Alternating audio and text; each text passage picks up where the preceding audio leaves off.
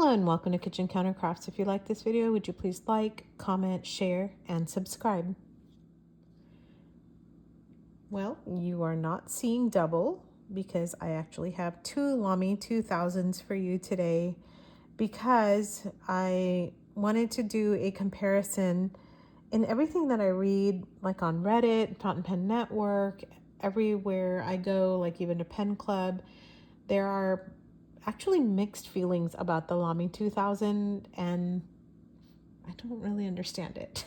So I thought I would actually go ahead and order a fine, and I have an extra fine here and a fine. And first off, I don't know if you can tell the difference between the two, but this one has been used for 2 years now, I think. A year, 2 years, maybe more, a couple of years. And then this one on the left is new, as in like 2 days old. So you can see that the texture has worn off, and this one has become really, really smooth. And you can even see the shine reflecting off the lights on that one versus this one. There is like no shine on that. So the shiny one is the extra fine, and then this one is the fine. I was pretty scared to write with it because from what I understand, they're, gushers, and it's going to write like a medium or a broad, and I'm like an extra fine person, like a Japanese fine. And so I was concerned that I might have made a mistake. And so I'm gonna just let you decide what you think. So we're gonna go through, and what I'm gonna do just to set this up, if you are interested in a fountain pen review, I have this older one reviewed, and I can give you the link to that. And so it goes into detail, but just real quick, the Lamy 2000 is actually not like, didn't come out in 2000, came out in 1966 as a very futuristic pen. And I have to say, in the 2000s, or 2024, time of filming this video, it's pretty cool, futuristic looking, and I personally love the look of it. But I also like black on black. I have a lot of like full black, like Raven type of pens. And so anyway, it just appeals to me because it's very understated, very classy kind of looking pen. And it has this really neat thing that it's made of. It's called Macrolon, and it is fiberglass and polycarbonate resin. So it's supposed to be like indestructible because it's used in medical equipment. So anyway, all right. Not a pen review, but a pen comparison, especially of Nibs. And so for you today, I have regular paper, which is just a composition book. I have Rhodia paper. I have my endless recorder, which is supposed to be Tomo River, and then my Clairefontaine. So I'm going to just write on each one of these and then show you the difference. So I may not talk throughout this.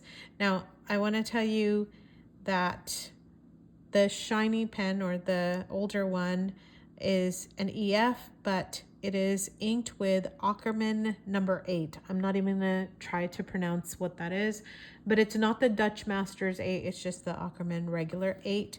And then this one is Waterman Black. So I'm going to put that in the first test, and then after that, I probably won't rewrite the ink colors, although I have it written in the paper. I might rewrite it. Okay. All right. We'll just go for it. So the first one's going to be Rhodia.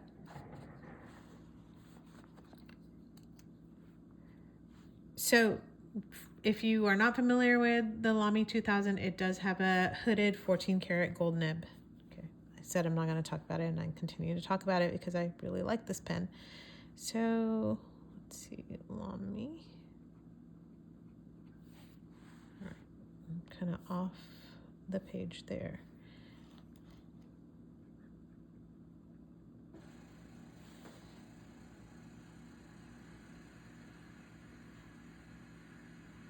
And I'm making the second set of lines with just adding a little bit of pressure. It doesn't flex, but sometimes people are like, oh yes, it flexes. To me, it does not flex.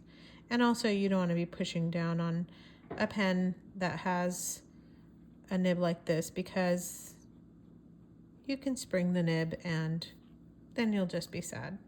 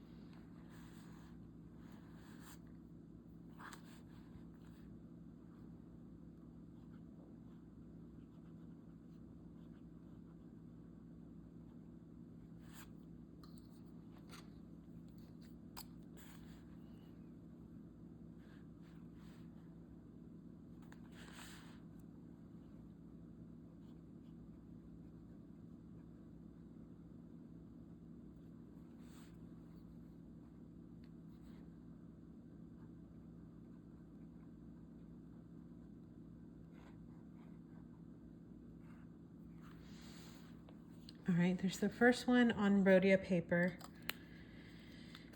All right, so I honestly cannot tell the difference. I think that the fine, I don't know, I mean, can you tell anything? Can you tell that it's different looking? I think on, maybe on the writing part, you might be able to tell a little bit. Let me do a little bit longer writing.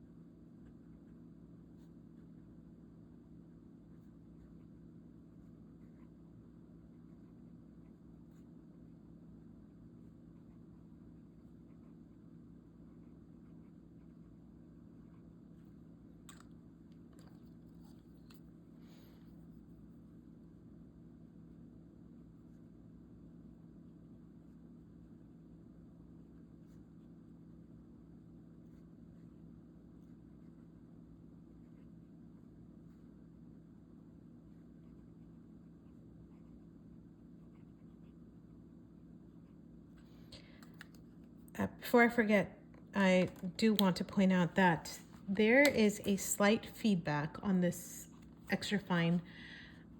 Not so much on the Rhodia because it is very smooth, but on just regular copy paper, you'll see a little bit, or hear a little bit of feedback. So if that bothers you, I would say go with the fine. The fine has no feedback whatsoever, which I'm kind of sad about. I like feedback, but it is so smooth that I wrote several pages with it and it does not fatigue you. So it was great. All right, so here's the writing sample. So you decide. I can't even see that it's putting down more ink than the other, so they seem to be very comparable. On the regular paper, though, there's kind of a difference, and I'll talk about that. All right, so there's the Rhodia. All right, here's my endless recorder, and I just put a piece of paper underneath because I can actually see. Yeah, you can see underneath it, and it's kind of freaking me out. So I just put a piece of paper, and let me zoom in. All right, so the endless recorder is Tomo River paper, and so we'll go for that here.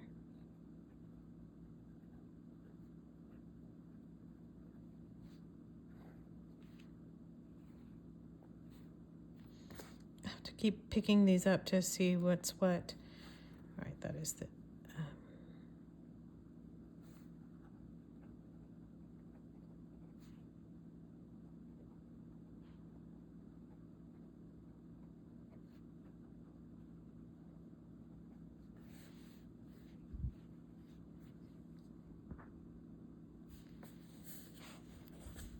big old shadow from my hand. I apologize about that. All right, so let's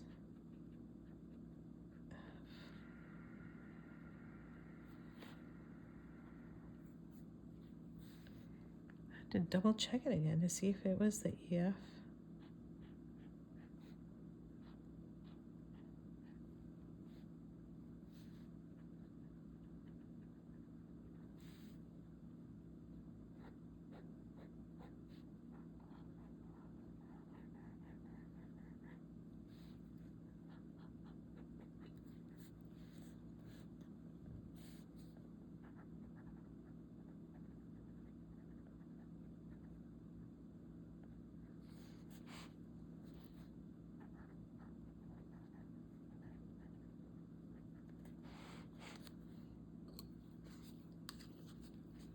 Just gonna keep doing all of those.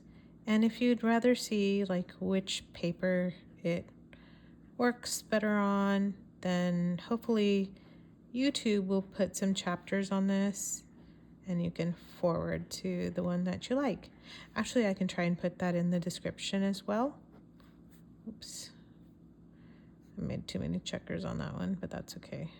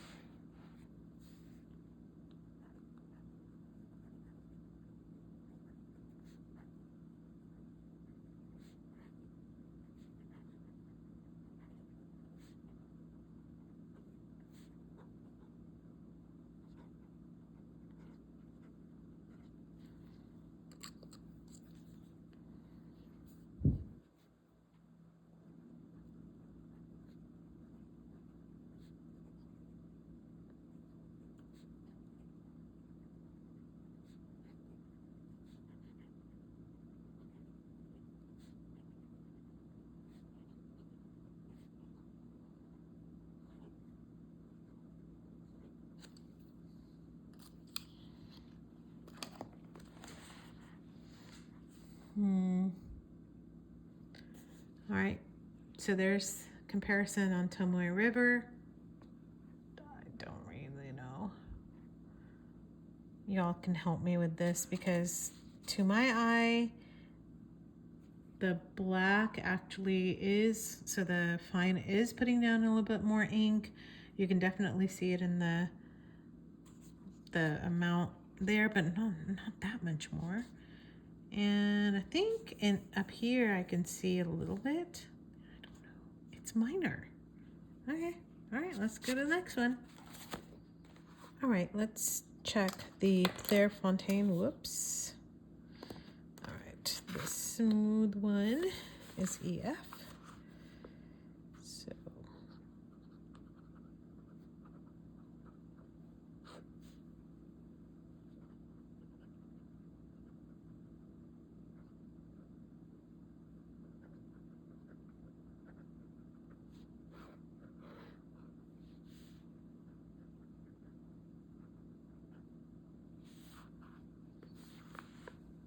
you can't even see it. There we go.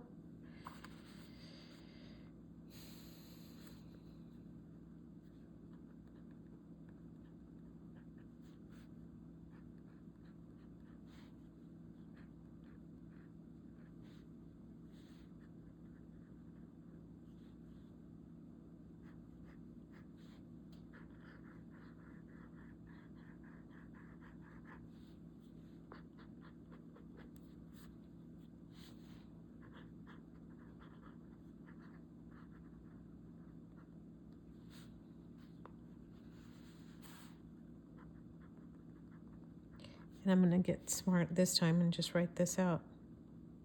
Ugh. I was gonna put there was a fox.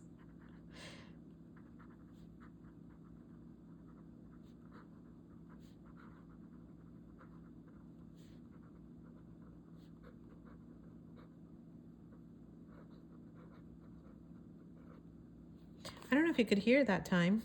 I could actually hear the feedback.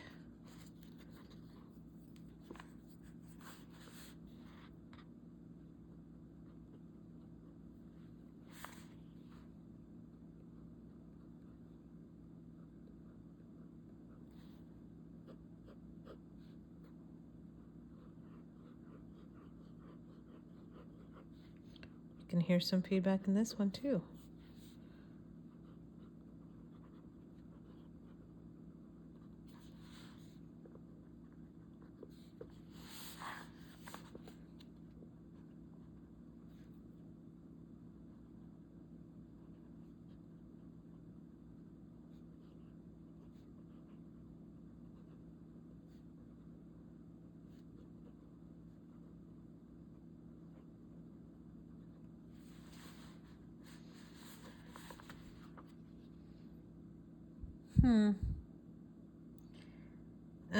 I can see that the ink is still not dry on the bottom one, but I think it's dry now. So really not much drying time issues. It's kind of the same thing. Let's see. Maybe not. That one still was a little wet. So there's Clairefontaine for you if you would like to see that. All right, so I'm going to tell you, I'm not actually noticing that big of a difference, especially when you are writing. Page to the left is the EF, the page to the right is the fine, and I'll just come in closer. You can't really tell much. The only difference that I am seeing, I'll point it out. So on the upstroke, it's not doing as well, and it might just be moving that sweet spot. So it seems like the extra fine is a little bit more sensitive to your rotation when you're writing, especially when I get to writing fast. So this is towards the bottom of the page. In the beginning, I'm paying more attention. Towards the end, I'm just writing faster. So there's the Y there, the hem there. They become almost like hairline, whereas this at the bottom is very consistent, very dark. Now, is it dark because I'm using black ink? I don't know. But when you take a look at, oh yeah, I did some of this down here. I can't tell that. And this is just a composition book, not anything fancy at all. And I will tell you this also. So the fine does not go through. It's not bleeding. It's not doing anything. You can see a little bit of shadows coming through on just regular paper. And by the way, this one was made in India. The ones that are made in Vietnam seem to do really well as well. They just the ones that are like made in China, they actually, the paper quality seems to suffer. So, but the paper that's made in other places, don't shy away from it in terms of just using it for every day. The fine, check that out. It actually looks amazing. So it looks super dark here, and I thought, oh, for sure it's gonna go through, but no bleed through, but you can actually see ghosting. But in terms of just regular paper, it's not bad because you can see ghosting on the one extra fine too. So I wrote that page and this one with the extra fine. So, and then this is a Kakuno fine, so a Japanese fine nib compared to the Lamy fine, or sorry, golly, now I'm getting mixed up. Lamy extra fine, Japanese fine. There we go. So I don't know, does that help you any? Does that make any kind of sense? Does that help you decide which one you're going to get? Are you going to get even a medium? Maybe these are too fine for you. I've heard that the mediums sometimes act like European mediums, or sometimes they act like broad.